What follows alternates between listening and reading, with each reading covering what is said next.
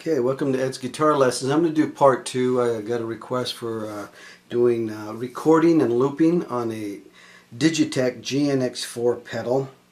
Very comprehensive pedal, has a lot of features, a lot of sounds, a lot of tweaking you can do. It looks complex, but you got to divide it up into groups. That these are multi-use pedals, foot switches, so they depending on which mode you're in, these will act differently. So kind of understand that they're multi-purpose. The names of what they do is underneath them, so you should be able to read them. I'm going to turn the big light on for a little bit here because of lighting issues. Okay, but then there's a glare on that one screen, as you can see. So, but basically, I think I went through patches in my other video. This one's going to be designed more for the looping and recording. If you look at it, this is the drum section. I think we talked about that. This, you can add all your stomp boxes, wall pedals, different amp amp simulations. Okay, this section here. This is drum and editing of things here. Okay, put your MP3 drums right there. Okay, and you can get different kinds of drum patterns. They have a myriad, just like most boxes do. This one has a very comprehensive set, and it's also they sound really good. They don't sound tinty. They sound pretty high tech. This section, if you look at it, just think of it as a recorder, like a just a recording section. So that's where all your recording is done. It has a stop, record, play, reverse, forward, undo to undo a track. These are your tracks right here that will light up. Actually, it's 8. There's 8 tracks there. There's this is where you turn the drums on to be recorded when you're going to record in here, because you can play the drums or you don't have to have drums. But if you want drums to be recorded, you have to have that button turned on there. Okay, these other buttons are more for USB panning, levels, and things like that. A little bit more extensive. You don't have to really fool with that much there. Okay, so also when you want to record hands-free, basically what you got to do, there's different modes that this can be in. You use this mode button that's up here. Okay, it's the top left button, and when you hit it once, it turns yellow. It turns these yellow also to let you know that you're in the preset mode. And that's all the presets, like Eddie Van Halen, Stevie Ray Vaughan, all the different sounds that they got preset in the machine. When it turns red, you're in recorder mode. It's red there, it's red there. It's letting you know that it's armed for recording. It's ready to record. And now these buttons, correspond to the recording side of this machine. And you'll see little symbols here. I don't know if you can see them from there. But this one is a stop, start for the drums, okay? Okay? And this one would be a stop or an undo button. If you record something you don't want it, you hold it down, it'll stop first, keep it held down, and it'll undo it. This is a record button. Here it looks like a little circle, like record on a tape player. This is play button. This is drum tempo or tap button, where you can set the drum tempo at a higher speed.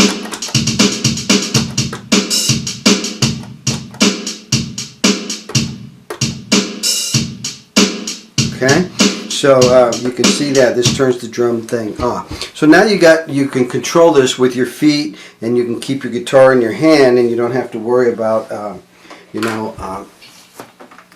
reaching down and so on to do things.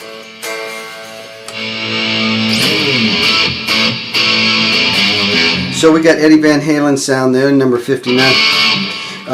So we're in record mode. I did turn the drums on because I want the drums to play. And then so all I should have to do is push this button here, number 3, which is the record button, because we're in record mode. So now that's what that function is. So I just do it. It'll give me a pre-count. Okay. And here we go. There's the pre-count.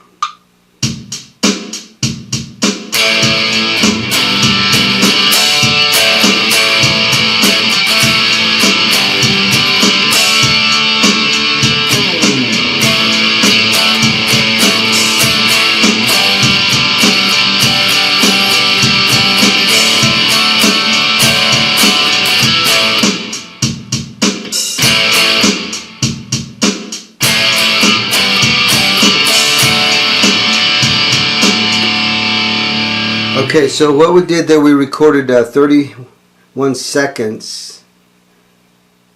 What? I thought I erased the last one. That can't be 31 minutes for sure. Well, let's see. I'll hit play. Yeah, it's 31 seconds.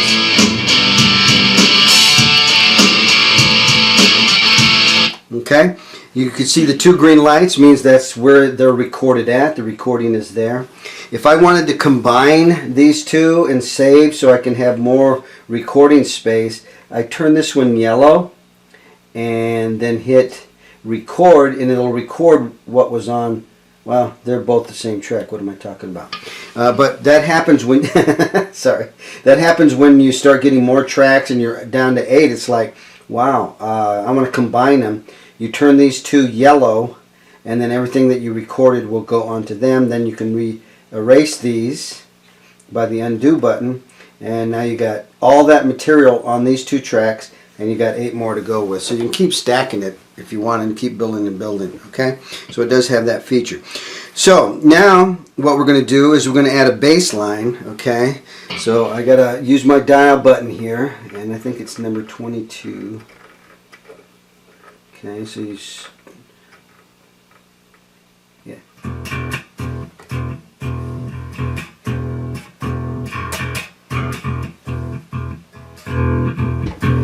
Okay, so I got a bass. And I'm going to throw a bass line in there. I could have thrown the bass line in first, but we're just doing it in this order here. So now I'm going to hit record again. It's going to start, and you're going to notice once I do that, these 2 lights are going to light up because that's where the new material is going, is on the next 2 tracks, because we're writing 2 more tracks of music.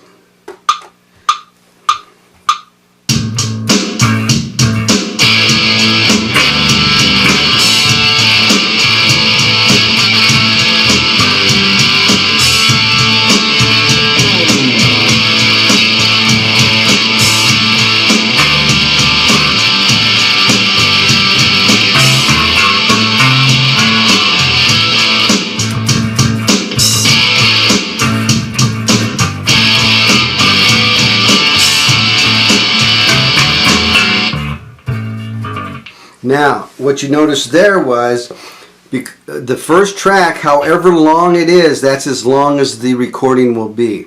So you want to make sure your first track is as long as you want it, okay? Because it stops recording at that particular juncture. So it's both good and bad. There's ways around it, and that is, of course, I'll have to get back to you on that. I'm not exactly sure. But it only makes sense. You want to make your recording as long as you want it, the first take, and that's how long the thing's going to be. 2 minutes, 3 minutes, whatever. Okay, so now we should hear, and I'm not playing at all, okay? So we should hear the bass line and the drums and the guitar. There's the bass.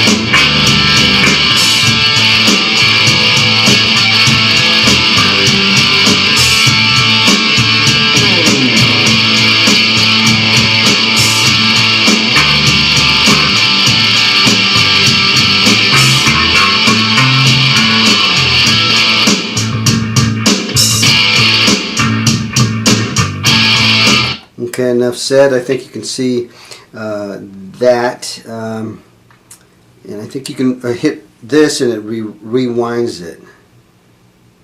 It goes to the next track. Okay, I forgot how to rewind it.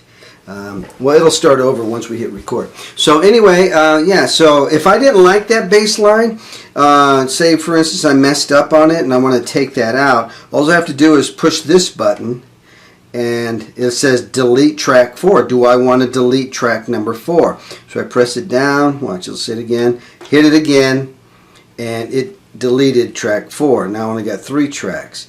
And I'm pretty sure that that's on both 3 and 4. It's like stereo. Let's see if we can hear the bass. Yeah, it's still there. Okay, so it won't take out the bass completely until I take out both the left and right sounds of the because it recorded it on 2 tracks in stereo, So I got to take out both the left and right. So I hold down the button again. It's going to ask me, do I want to delete the next one in line, which is 3, which is the bass line.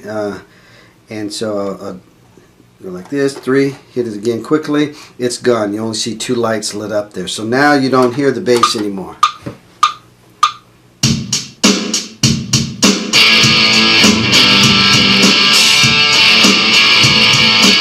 Okay, so that's how that works. So that's the undo button, that's the record button, play button. This turns on and off the drums, okay?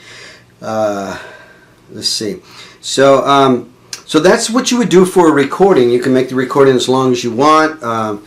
You know, 5 minutes, 10 minutes, it don't matter. And then you can select any kind of sound you want that you're wanting to do with your little dial here. Randy Rhoads or whatever. They have all a myriad of things in here. Okay.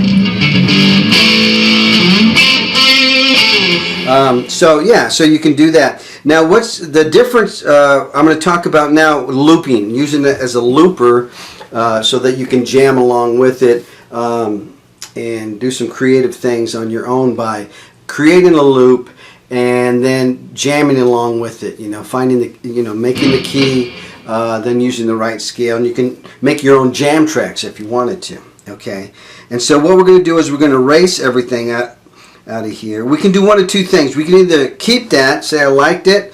Let's do that so you can see it, and then right here, that's a brand new track. 4, there's no minutes on it.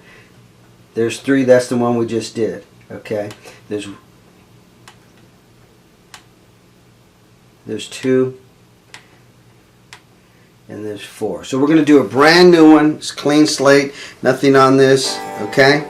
And but we're going to use it as a looper, so it just keeps looping and looping, and it's a way that you can practice and you know, practice your scales in a way that you're listening to what you just created and what key are you in, what scales can be used, and explore using it as a musical tool, as a looper. This can be used live on stage, I'm sure. If you got the hang of it and you got pretty good at it, you can use it as a looper on stage for live performances. But the difference is when you're going to hit record just like you normally would, and then at the end of that you hit play, not stop. If you hit, and we'll demonstrate that right now. So because this is a new track, I think I have to let it know I want the drums. Let's hear the drums.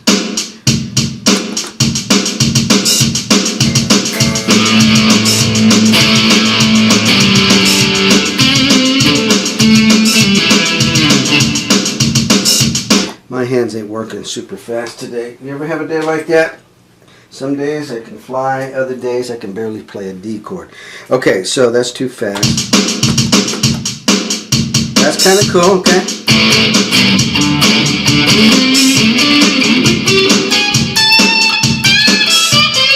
Okay, I'm not recording yet. Stop it. It is still on for recording that. So now we're going to try the loop mode, where it's just going to continually play a loop. That's different than, you know, just recording. Once we record it, it's saved in there. Of course, you can save the loop too, but I'm saying this is done more for your own when you're just wanting to use it as a looper and not a recording to record some music, okay? You know, as for a song, okay? This is more, I guess you can use this also, but it's pretty neat. So let's see, we're going to go to record.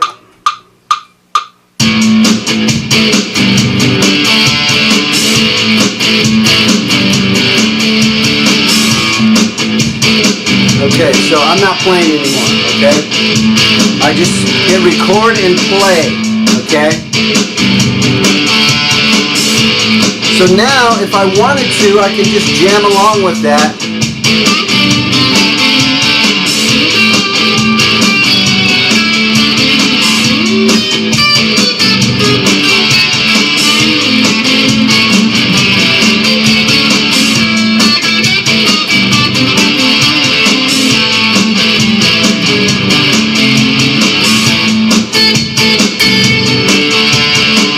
Okay? say I got bold and I wanted to, now that we hit stop, play first, it'll still be in looper mode even though I stopped it. But you don't want to hit stop if you're doing looping, okay? You want to hit play, and that keeps it going in a circle, thus the name looping.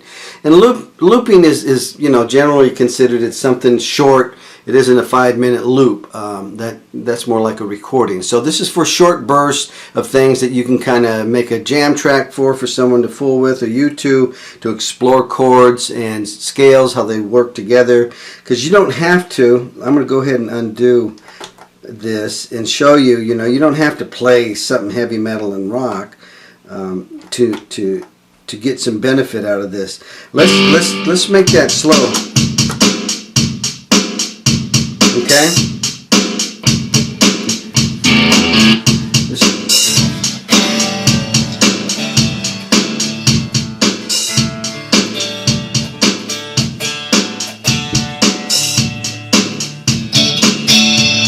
Now I want to change the level. Go right here. Turn it down. We're good. Hit exit and I get out of this. Kind of blended more to what we're I can turn this up though equally. Okay, now say for instance, here's another application. Okay, so I'm going to go ahead and do the jam track. Let's see how we'll do this.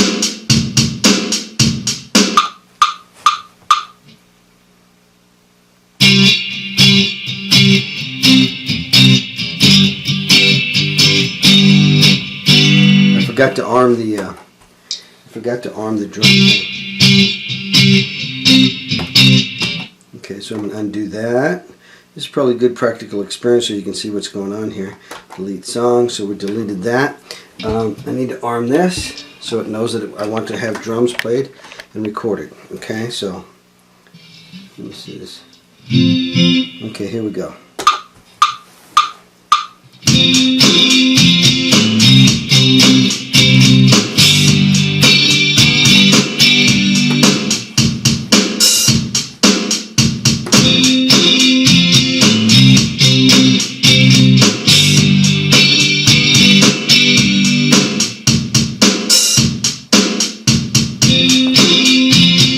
Okay, what I messed up on there, which is also another practical thing that happens, is that I didn't hit this. I thought I hit the button, but it didn't. Okay, and so it had a lot of dead space. The thing that you got to know with looping, and this is an important point, is that you got to be able to hit that button at the right moment so that it's a nice clean loop with not dead time either at the beginning or the end.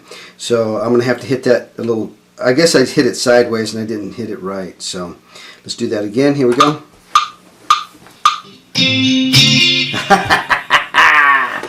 Okay, we're learning a lot of things today. I'm going to delete track 2, delete track 1, and arm my drum machine. In fact, I don't like this.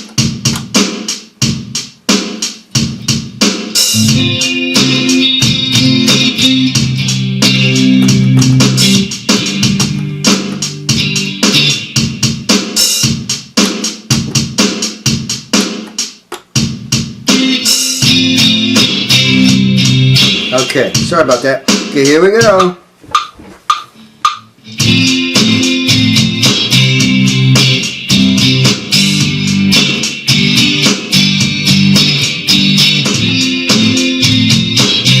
Okay, see how that worked? Now, because I know this is in a particular key, I'm going to try to explore with my scales, what would work if I was playing over something like...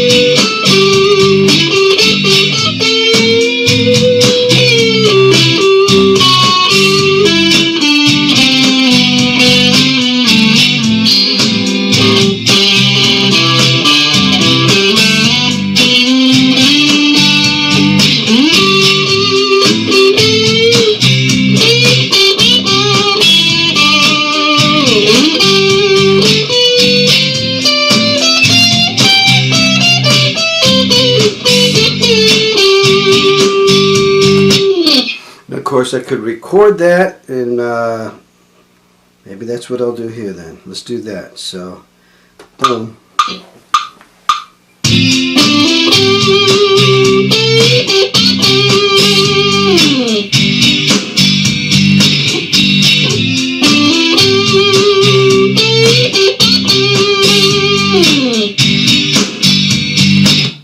Okay, so now I got 2 layers there of something that'll just loop. It's in play mode, and I can now jam with that and explore.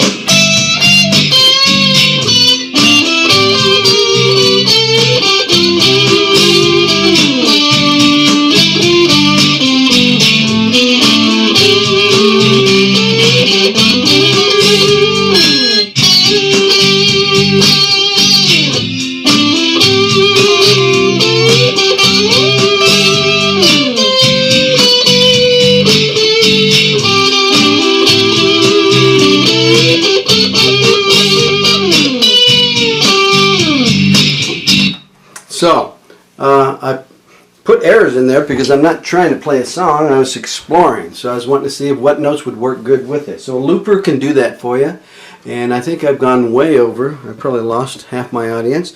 But anyway, just gives you some ideas of what you can do with the Digitech GNX4. You can both record, and you can use it as a looper for a little shorter burst of exploring your guitar, and then a recorder for recording. It also has a microphone jack in the back, and so you can actually sing along with it if you wanted to, a left and a right. Okay. Oh, actually, here. I'm sorry. That's not. That's an out, stereo out. And then you have the microphone jacks and all kinds of stuff. You got a card that saves it to MP3.